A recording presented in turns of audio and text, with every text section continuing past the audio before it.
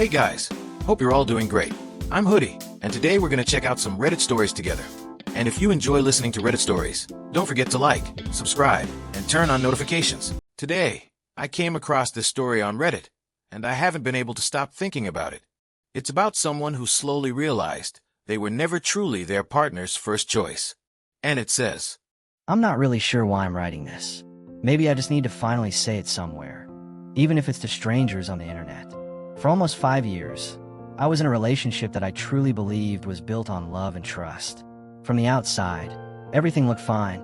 We lived together, shared responsibilities, planned trips, and talked about the future in that vague way couples do when they assume time will figure things out for them. Friends used to tell us we were solid, stable, the kind of couple that would eventually get married.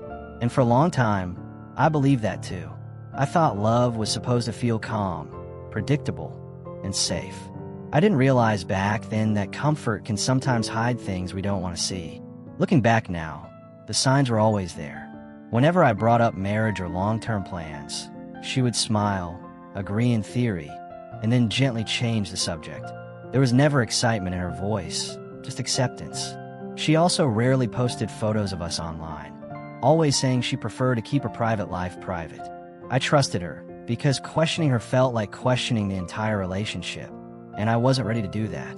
There was one thing I couldn't completely ignore, though, a name that came up from time to time. Let's call him Alex.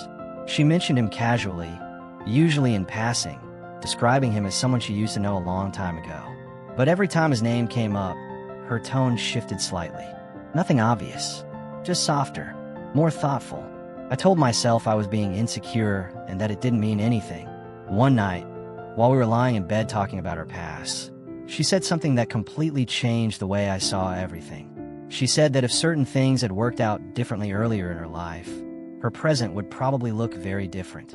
When I asked her what she meant, she stayed quiet for a long moment. Then she admitted that Alex had been the one that got away. She explained that they never officially dated. The timing was wrong. Life got in the way. They drifted apart. And then she met me. She looked at me and said she loved me, and that she was happy with the life we had built together. I smiled and told her I understood. But inside, something cracked.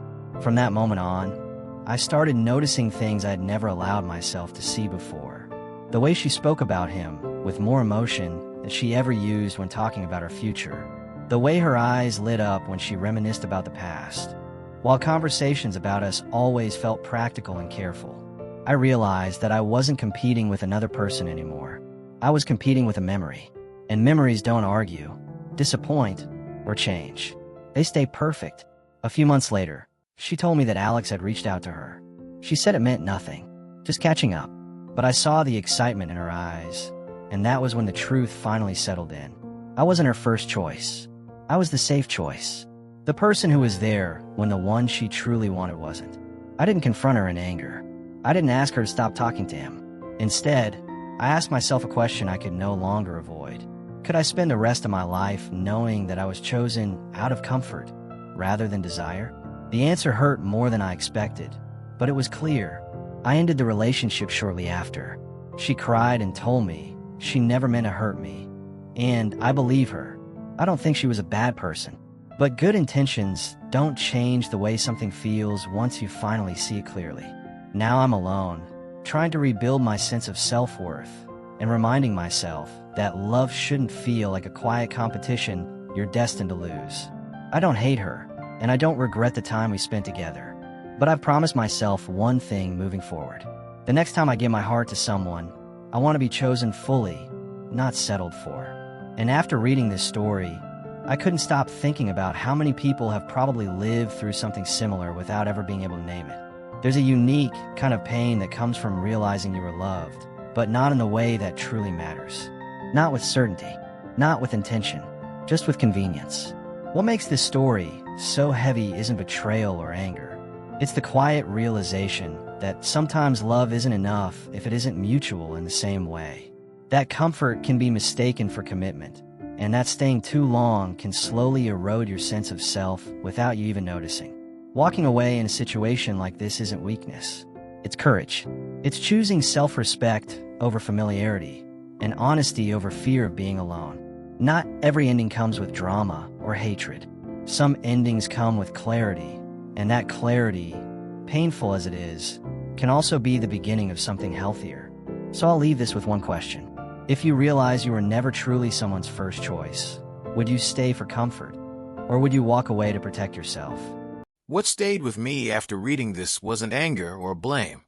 It was the quiet realization that being loved isn't always the same as being chosen. And sometimes, the hardest part of growing is knowing when to walk away. Some endings don't come with anger or closure. They come with clarity. And sometimes, clarity is what finally sets us free. If you were in their place, would you stay for comfort or walk away for self-respect?